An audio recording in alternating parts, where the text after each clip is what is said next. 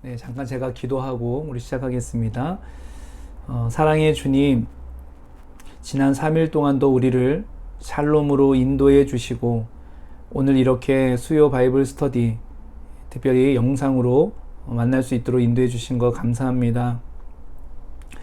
우리 각자에게 주님 은혜를 주셔서 또 부족한 종이 준비하고 또 연구했던 그런 귀한 내용들이 우리 성도님들 한 사람 한 사람 마음속에 또 잘 이해되어지고 무엇보다도 나누는 말씀 가운데서 하나님의 음성이 들릴 수 있는 귀한 복도 허락하여 주시옵소서. 수요 바이블 스터디 이 시간에 비록 영상이지만 주님께서 우리와 함께하여 주실 줄로 믿사오며 우리 주 예수 그리스도의 이름으로 기도 올리옵나이다. 아멘. 네, 샬롬 반갑습니다. 네. 제가 오늘 좀 개인적인 스케줄로 인해서 오늘 영상으로만 이렇게 만나게 되었습니다. 늘 이렇게 현장에서 또 이렇게 함께 참여하시는 분들께는 좀 양해를 부탁드립니다. 오늘은 좀 이렇게 제 방에서 편안하게 진행을 하도록 하겠습니다.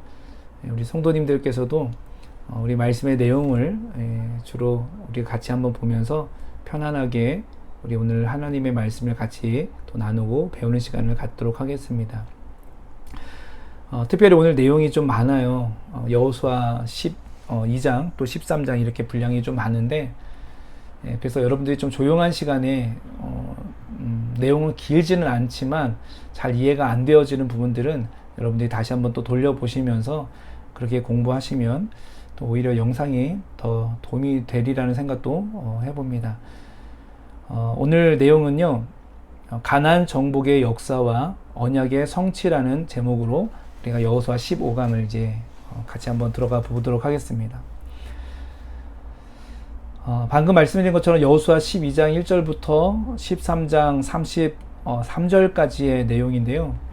분량이 좀 많아서 우리 성도님들이 가능하시면 먼저 12장과 13장을 한번 읽어보신 뒤에 영상을 시청해 주시면 좋을 것 같습니다.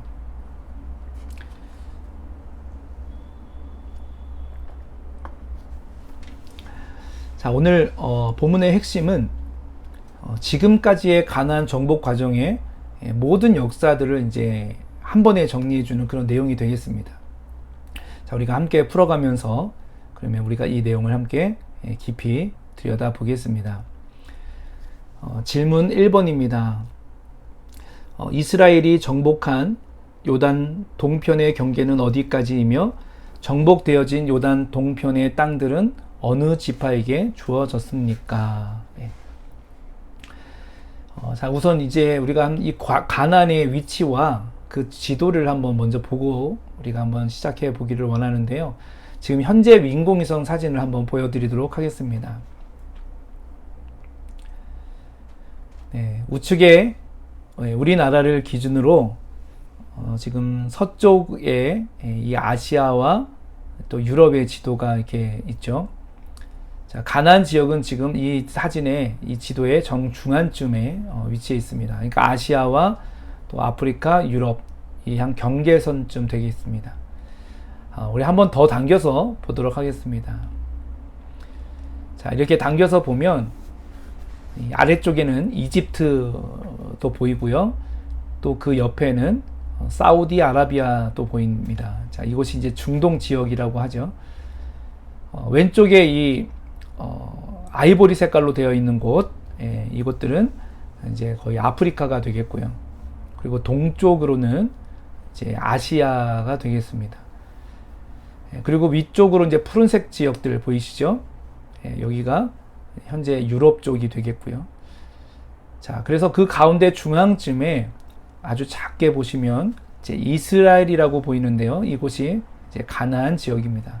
자, 우리 한번 그럼 더 당겨서 한번 보겠습니다. 예. 자, 드디어 우리가 잘 아는 지도의 형태죠. 예, 이스라엘의 지도의 모습입니다. 서쪽 이집트의 수도 이제 카이로가 있는 이곳이 그때 당시 이제 모세가 출애굽했던 애굽 지역이라는 거 아시겠고요. 또 현재 이스라엘의 지역이 그 당시 가나안을 정복했던 그 지역이죠. 자, 우리 한 번만 더 당겨봅니다. 자, 이렇게 당시 가나안 지도와 똑같은 위치를 확인할 수가 있게 되죠. 가운데 중앙에 약간 밑쪽으로 보면요, 물 이렇게 있죠. 여기가 죽음의 바다라고 하는 사해가 되겠고요. 또 그 위쪽으로 쭉 따라 올라가 보시면 호수처럼 되어 있는, 위쪽에 호수처럼 되어 있는 곳이 바로 지난주일에 우리가 살펴보았던 예수님과 베드로가 배를 타고 나갔던 갈릴리 호수입니다.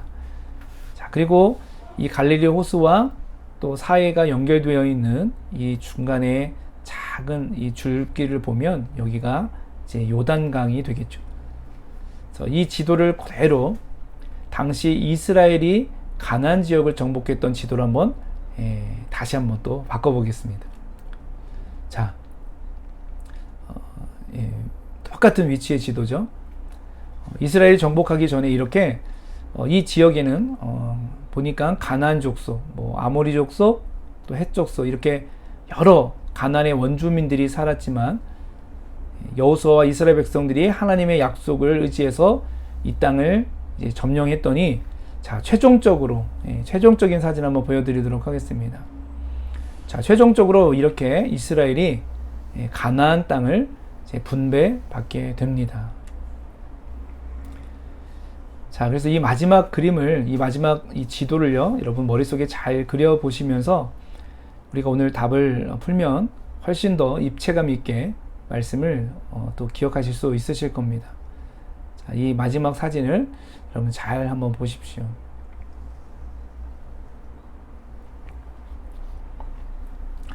네, 1번 질문 한번 보겠습니다. 아까 우리 1번 질문이 뭐였습니까?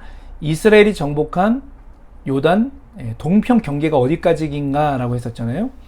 자, 12장 1절을 한번 보면요, 이스라엘 자손이 요단 저편 해 돋는 쪽 곧 아르논 골짜기에서 헤르몬 산까지의 동쪽 온 아라바를 차지하고 그 땅에서 쳐 죽인 왕들은 이러하니라 라고 했습니다.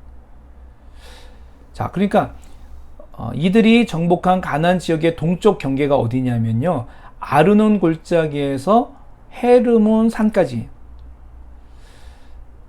이 모압 땅과 경계선에 있었던 곳이 이 아르곤 골짜기고요. 그러니까 모압 밑에 쪽이죠. 자, 모압과 경계선에 있었던 곳이 아르곤 골짜기고요. 또 헤르몬 산은 서북쪽 아람 지역과 경계선에 위치해 있습니다. 자, 그래서 요단강을 기준으로 해서 이 동쪽에 분배받은 땅이 규모가 한 이 정도 되는 겁니다. 그리고 이 동편 땅들은 어느 지파가 주어졌는가 라고 질문했는데, 이 지역은요, 우리 6절을 한번 보겠습니다.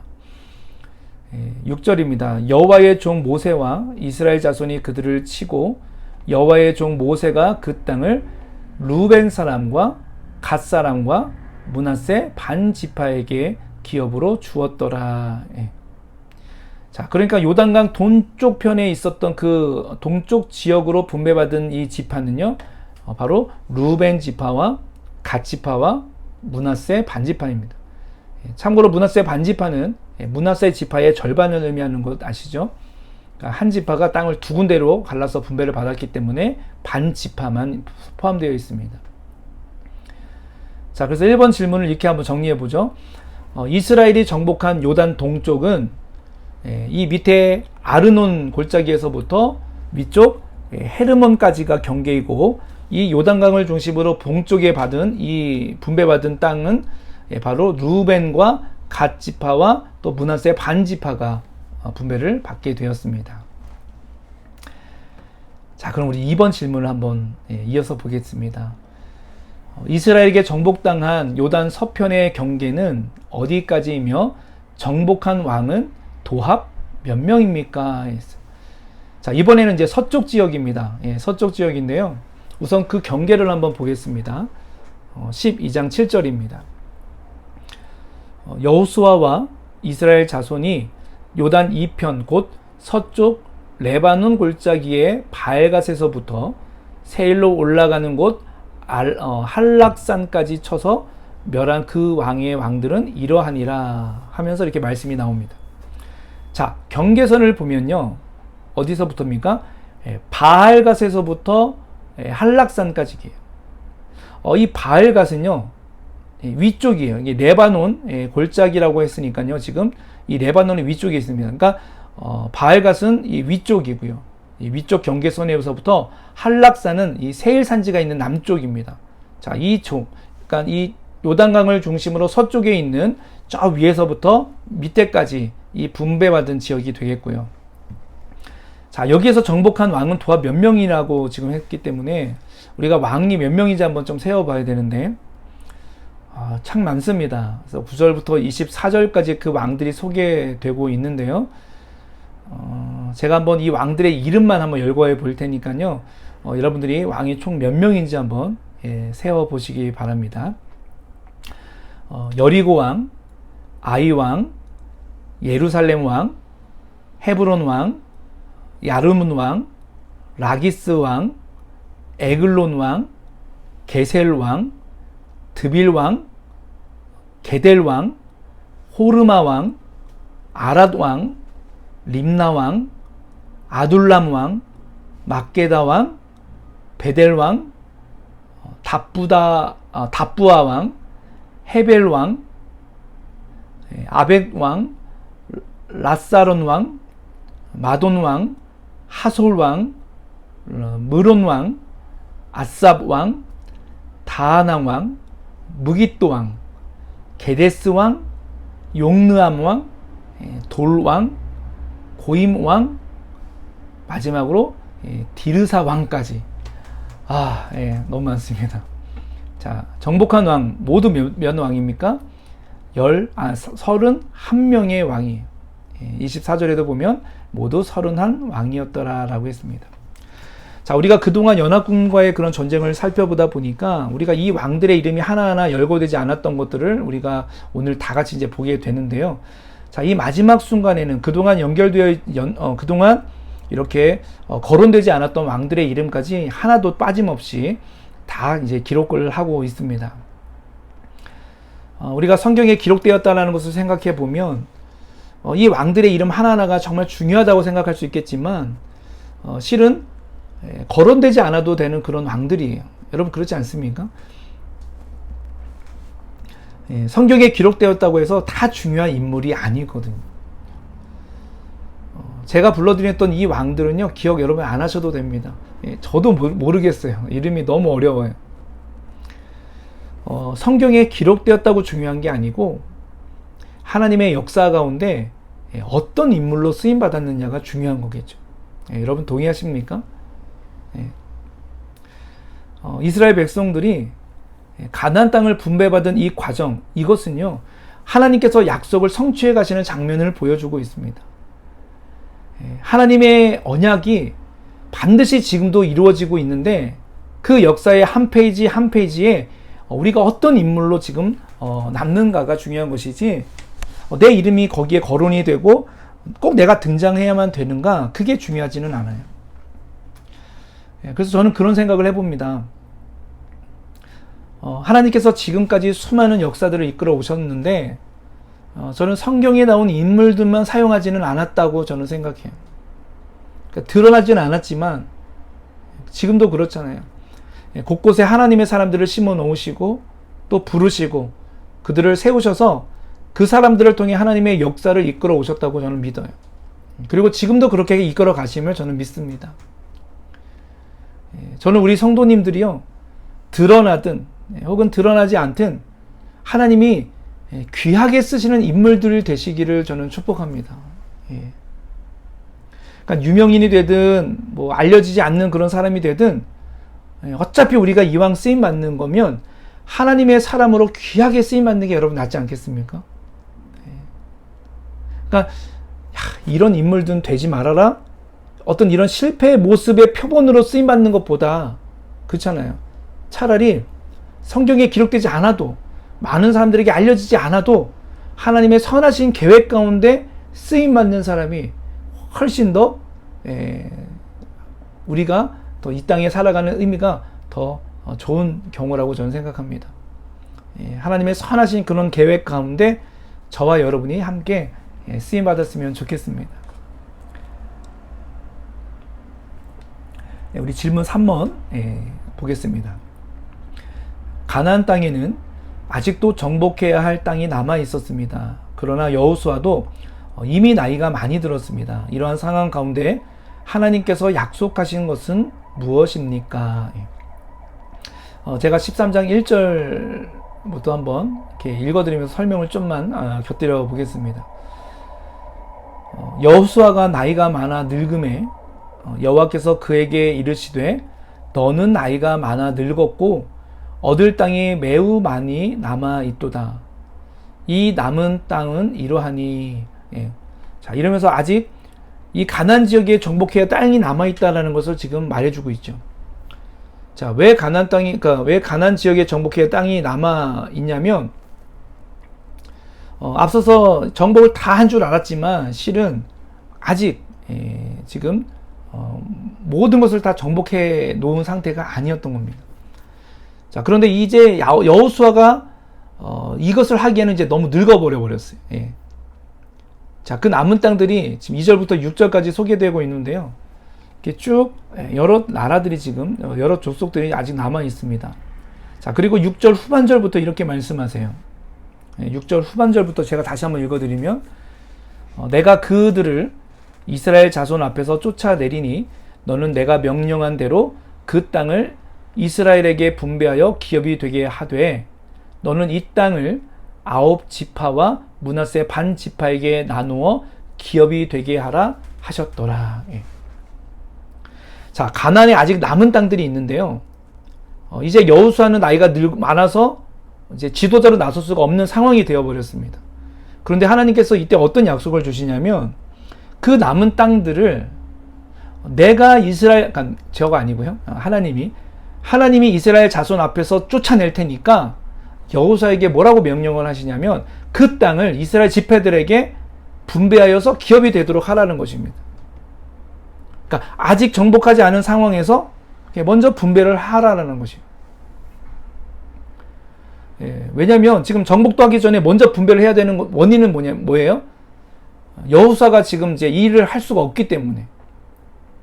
그래서 먼저 분배를 지금 하라고 하신 겁니다. 그럼에도 하나님은 이미 약속하신 대로 언약을 이루어 가실 거니까, 하나님이 하실 거니까 분배하여 남은 것들을 저들의 기업이 되게 하겠다라는 것입니다. 여러분, 이것이 무슨 의미인지 아시겠습니까?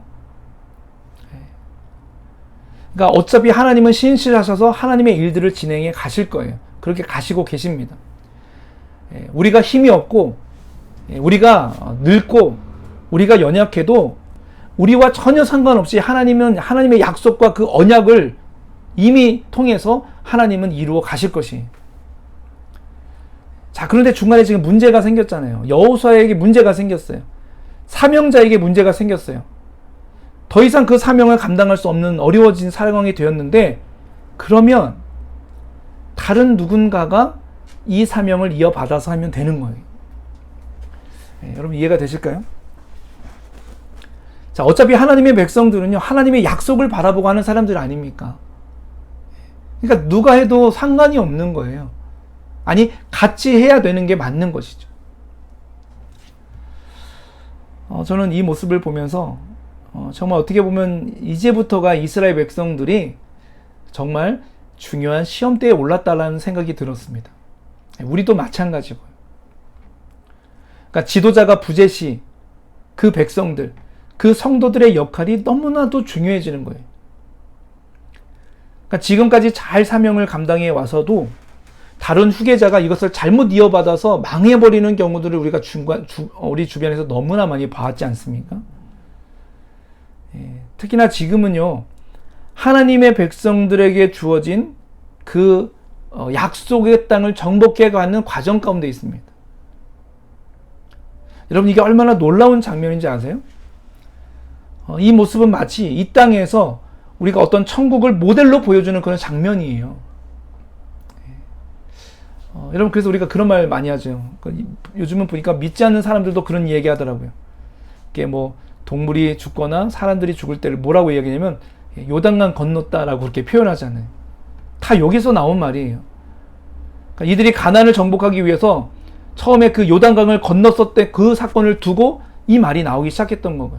그러니까 그게 무슨 말이냐면, 그러니까 우리 성도들이 죽으면 천국에 가듯이 지금 이스라엘이 요단강을 건넜다라는 것은 이게 죽음을 어떤 의미를 한다면 그 다음에는 약속의 땅에 들어간다라고 하는 어떤 그런 이야기가 되는 것이니까, 자, 지금 이들이 가나안 땅을 온전히 정복해야 되는 것은 어쩌면 이 모습이 천국의 모습이 될 수도 있는 것이기 때문에 더 중요하다라는 것이에요.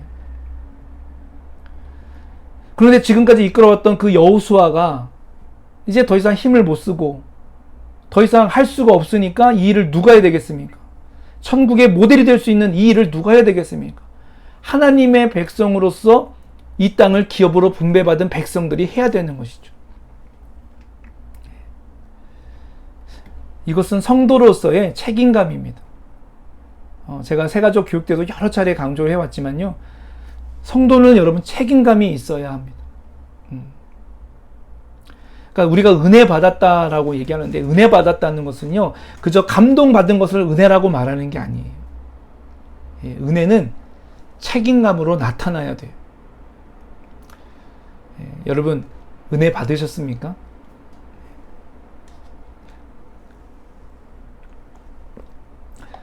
믿음으로 조금씩 성장하면서 우리가 은혜를 받으면 여러분 책임감을 가지셔야 됩니다. 어떤 책임감이요? 이미 하나님 백성으로서 먼저 우리를 하나님께서 구원하여 주셨으니까 이제 남은 할 일들을 다 하는 그런 책임감 말입니다. 여러분 보세요. 지금까지의 정복은 어땠어요? 그 남겨진 사람들을 무찌르고 내쫓아서 이겨버리면 그 땅을 얻는 것이었어요. 그 땅을 차지하는 것이었어요. 그러나 이제는 바뀌었습니다. 어떻게 해요? 먼저 땅을 줄 테니 그 땅을 받고 남겨진 자들을 쫓아내라. 이것이 기업이 되었어요. 그러니까 먼저 구원하여 줄 테니 그 구원의 감격을 가지고 그 은혜를 가지고 남은 사명을 감당해라. 이것이 기업이 되게 하라는 의미예요. 그러니까 나는 땅을 분배받았으니까 이제는 더 할 게 없어. 더 안 해도 될 것 같아. 라고 생각하면 이 시험대에 실패하는 겁니다. 나는 구원받았고 내 가족도 다 구원받았으니까 이제는 할 일이 없다고 말하면 이 시험대에서 실패하는 거예요. 이미 구원받은 성도로서 과연 내가 할 일이 없을까? 정말 그럴까요? 성도로서 우리가 할 일이 없어졌을까? 없을까? 근데 왜 이렇게 교회만 봐도 어마어마하게 할 일이 많죠? 그러니까 성도로서 책임감을 가져야 할 것들은 실은 너무 많습니다. 그러나 저는요, 우리 성도님들이 어차피 지금 이 영상도 정말 이렇게 사모하는 마음을 가지신 성도들이 보실 것이고, 그래도 책임감을 가지고 계신 분들이 보실 거라고 저는 생각이 들기 때문에 여러분에게 이 책임감을 저는 도전으로 던져주는 것보다 저는 오히려 은혜를 더욱 사모하시라고 좀 도전을 드리고 싶어요. 그러니까 은혜가 없이 책임감을 갖다 보면 우리가 금방 지칩니다. 우리 오난교회, 이 개척교회에 정말 함께 마음을 모아주시고 또 정말 최선을 다해 책임감 있게 지금까지 교회를 잘 세워가 주시는 여러분 한 분 한 분, 그리고 또 보이지 않는 곳에서 곳곳에서 응원해 주시는 그런 분들도 진심으로 그런 귀한 섬김에 이번 기회에 다시 한번 감사를 드려요. 근데 특별히 우리가 이 영상으로 함께 공부하는 여러분들, 여러분 기억해 주세요. 성도는 받은 은혜로 책임감을 감당하는 것이에요. 자, 우리 한번 이어서 봅니다. 4번 질문을 볼 텐데요. 요단 동편의 분깃을 얻은 므낫세 반 지파와 루벤 갓 지파가 하나님의 약속대로 실행하지 않은 것이 있었습니다. 이들이 실수한 것은 무엇이었습니까? 자, 2절밖에 안 되기 때문에 제가 한번 읽어 보도록 하겠습니다. 곧 르바의 남은 족속으로서 아스다롯과 에드레이에서 다스리던 바산왕 옥에 온 나라라. 모세가 이 땅에 사람들을 쳐서 쫓아냈어도 구술 족속과 마아갓 족속은 이스라엘 자손이 쫓아내지 아니하였으므로 구술과 마아갓이 오늘까지 이스라엘 가운데서 거주하니라. 자, 동편의 분깃을 받은 이 두 지파하고 반지파가 실수를 저지릅니다. 그 뭐예요? 구술 사람과 마아갓 사람들을 쫓아내지 않은 것입니다. 자, 그러니까 성도로서의 책임을 가지지 못한 것이죠. 그러나 이들이 책임감이 없다고 말하기에는 이들이 사실 너무 많은 일들을 지금까지 감당해 왔어요. 이 동편의 분깃을 받은 이 두 지파하고 반지파. 여러분 기억하실지 모르겠지만 이 여호수아 초창기 때 이미 이미 분배를 받았습니다. 약속으로 분배를 받은 적이 있습니다. 이 동쪽 지역을. 여러분 기억나시나요? 이들이 먼저 분배를 받고 자녀들과 자식들과 그곳에 두고 요단강을 건너서 다른 남은 지파들이 분배받을 그 땅들을 함께 협력해서 싸우고 전쟁이 마치면 그때 다시 너희들의 분배받은 땅으로 돌아가라고 했었기 때문에 사실 지금까지 그 명령에 순종하면서 정말 수고하며 살아왔던 사람들이 이 동편에 분깃받은 이 두 지파하고 이 반지파들 사람들이 그런 모습이었어요. 그러니까 이들의 책임감은 사실 정말 많았어요. 자, 그런데 문제가 바로 그 책임감만 가지고 있었다라는 게 문제죠. 그러니까 하나님의 약속은 남겨두지 말라는 것인데 우리가 할 일만 하겠다는 것이.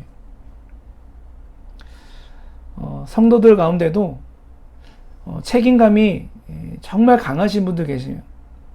정말 헌신하시는 분들이 계세요. 너무나 귀한 마음이라고 생각합니다. 그런데 그 귀한 마음, 그 책임감이 교회와 방향을 같이 하고 같은 곳으로 한 마음을 가지고 헌신하면 참 좋은데 오히려 그 책임감이 너무 무겁게 또 느껴지며 그 책임감을 가지고 가시는 그런 성도님들을 뵐 때 좀 안타까움이 있습니다. 그래서 다시 한번 말씀드립니다. 여러분, 성도는 책임감이 반드시 있어야 되지만 이 책임감은 반드시 은혜로부터 시작되는 거예요. 구원의 감격으로부터 하는 것입니다. 너무 무거운 그런 중책으로 여러분 느끼지 마시고요. 더 많은 은혜와 말씀의 충만함을 얻고 충전을 받으시면서 주의 일들을 감당하셨으면 좋겠습니다. 자, 5번 질문 보겠습니다.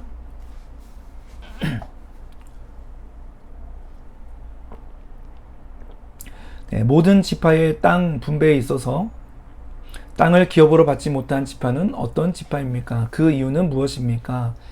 14절을 먼저 보면요.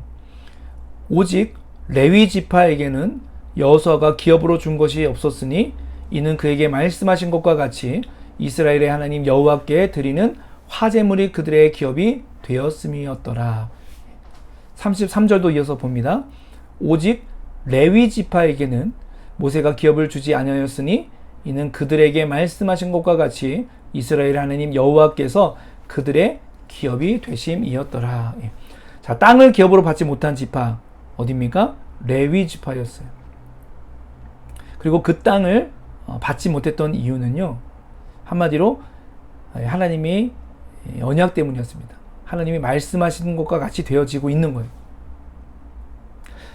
자, 그런데 그 땅을 분배받지 못했지만 그렇다고 이들에게 기업이 없냐? 그게 아니에요.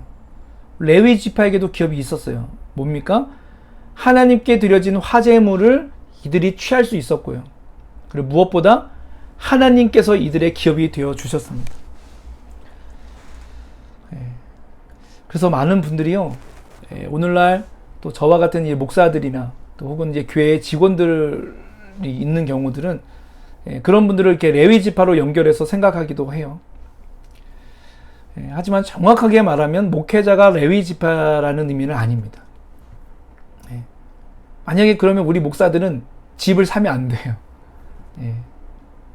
그리고 저희 교회처럼 이렇게 생활비를 넉넉히 줄 수 없는 상황에서도 사모나 가족이나 저나 마찬가지로 우리가 일을 하면 안 돼요. 무조건 교회에서 주는 것, 그것만 우리는 가지고 생활을 해야 돼요.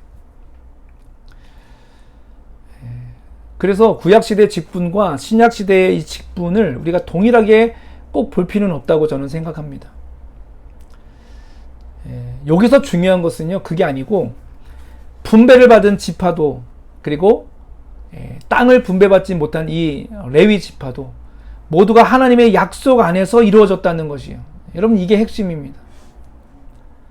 약속하신 것과 다르네? 그렇다면 문제가 있겠지만 그게 아니에요. 하나님은 약속하신 그대로 이루십니다. 신실하신 분이에요. 이것이 가장 중요한 점이라고 할 수 있겠습니다. 여러분, 하나님의 약속이 뭡니까? 우리와 함께하여 주신다는 거예요. 임마누엘로 지금도 그 약속을 지키시고 계심을 여러분 믿으시기를 간절히 소망해요. 자, 마지막 6번 질문입니다. 루벤 자손은 분배된 땅을 차지하는 가운데 하나님을 대적한 술사를 죽입니다. 그는 누구입니까? 22절인데요. 이스라엘 자손이 그들을 살육하는 중에 볼의 아들 점술과 발람도 칼날로 죽였더라. 여러분, 발람이 누구죠? 이 말씀에 보니까 점술가라고 했죠. 자, 발람의 뜻이 뭐냐면 백성을 파멸시킨다라는 뜻이 있습니다. 발람이라는 뜻이요. 그래서 민수기 말씀도 보면 이스라엘 백성들을 우상 숭배에 빠뜨리고 또 음행에 빠뜨렸던 장본인이 발람이었어요. 이 사람을 루벤 자손들이 땅을 분배받으면서 이 사람을 제거했던 이유가 여러분 무엇이겠습니까? 하나님께 분배받은 그 기업으로 얻은 이 땅에서 다시는 죄와 타협하지 않겠다는 의미 아니겠습니까? 그러니까 하나님의 백성으로 이제는 구원을 얻었고 구원의 백성으로 살아갈 수 있는 이 기회가 주어진 이 상황에서 우리가 어떤 것을 도전을 받아야 될까요? 죄를 끊고 이제는 하나님의 약속을 붙들고 살아가는 겁니다. 지금 그것을 이 6번 문제에서는 우리들에게 도전을 주고 있다는 생각을 해보게 되었습니다. 자, 이렇게 해서 여호수아 12장과 13장을 한번 좀 분량에 비해서는 좀 빠르게 좀 살펴보았는데요. 자, 오늘 핵심의 내용은 이거예요. 바로 언약입니다. 언약. 하나님의 약속. 이것이 반드시 이루어진다라는 것을 알려주는 본문이에요. 여러분, 우리 삶에서도 동일합니다. 특별히 우리 성도들은요, 우리도 구원 백성이 된 바로 그 모습이 바로 우리에게는 기업이 되는 거예요. 하나님이 많은 것들도 주시지만 하나님이 주신 것 가중에 우리에게 기업이 될 만한 것이 뭐냐면, 가장 최고의 것은 뭐냐면 구원 백성 된 것이에요. 왜요? 이것으로 우리는 천국이 이미 소유되어졌잖아요. 가나안을 우리 정복한 것이잖아요. 자, 그렇다면 아직 우리가 이 땅에서 할 일이 남아있기 때문에 하나님이 이 땅에 남겨두신 것이라면 우리는 책임감을 가지고 성도로 살아가야 되지 않겠습니까? 이 땅에 해야 될 일들이 뭐가 있을까요? 성도로서. 그것은 여러분들이 한번 고민해 보시고 생각해 보십시오. 할 일이 정말 많이 있습니다. 우리 성도로서 책임져야 될 것 정말 너무나 많아요. 그런데요, 이 남겨둔 일들을 감당하기 위해서 저와 우리 성도님들이 더 중요한 것은 그 은혜를 우리가 먼저 사모하고 말씀에 풍성함에서 이 책임감을 얻어내는 것이, 그래야 우리가 이 약속을 의지해서 끝까지 즐거운 마음으로 우리의 성도들의 책임을 감당할 수 있으리라고 저는 생각합니다. 여러분, 약속대로 지금도 우리 하나님께서 우리와 함께 하십니다. 그 하나님의 함께 하심을 예수 그리스도를 통해서 바라보시고 또 우리 마음속에 성령님을 통해서 여러분들 고백하셔서 우리의 그 믿음과 은혜가 지금보다 내일 또 그 다음날 더 풍성해져 가는 그런 성도들로 살아가실 수 있기를 간절히 소망해 보면서 오늘의 우리 성경 공부를 마치도록 하겠습니다. 함께 해주셔서 감사하고요. 제가 잠깐 기도하겠습니다. 하나님, 여호수아가 가나안을 정복하는 이 과정에서 우리 정말 이 모습 속에서 가장 돋보였던 것은 어떤 그 땅을 점령해가는 그 과정의 모습이 아니라 바로 이 모습이 주님께서 약속하신 것들이 이루어지는 과정이었음을 우리가 살펴보았습니다. 우리가 이 말씀에서 하나님의 약속을 더욱더 바라보게 하여 주시고 주님의 약속을 더욱더 붙드는 주의 귀한 종들 다 될 수 있도록 인도하여 주시옵소서. 우리에게 기업은 바로 천국 백성이 되는 것입니다. 이 받은 은혜를 항상 우리가 잊지 않고 정말 그것을 우리가 그냥 마음속에 묵혀만 두고 있지 않고 이것들을 성도의 책임감으로 드러내면서 우리에게 맡겨진 귀한 일들을 정말 사명으로 잘 감당해 낼 때에 하나님께서 우리를 통해 더욱더 하나님의 나라를 이 땅에서도 확장해 가게 하여 주실 줄로 믿사오니 우리 오난교회 성도들, 특별히 이 영상으로 함께 공부에 참여하고 있는 귀한 성도들 한 사람 한 사람들을 그렇게 주님 귀한 영혼들, 귀한 직분자들로 사용하여 주시옵소서. 우리와 함께하여 주신 하나님께 감사드리오며 우리 주 예수 그리스도의 이름으로 기도 올려옵나이다. 아멘. 주기도문으로 마치겠습니다. 하늘에 계신 우리 아버지여, 이름이 거룩히 여김을 받으시오며 나라가 임하시오며 뜻이 하늘에서 이루어진 것 같이 땅에서도 이루어지니라. 오늘 우리에게 일용할 양식을 주시옵고 우리가 우리에게 죄 지은 자를 사하여 준 것 같이 우리의 죄를 사하여 주시옵고 우리를 시험에 들게 하지 마시옵고 다만 악에서 구하시옵소서. 나라와 권세와 영광이 아버지께 영원히 있사옵나이다. 아멘. 감사합니다.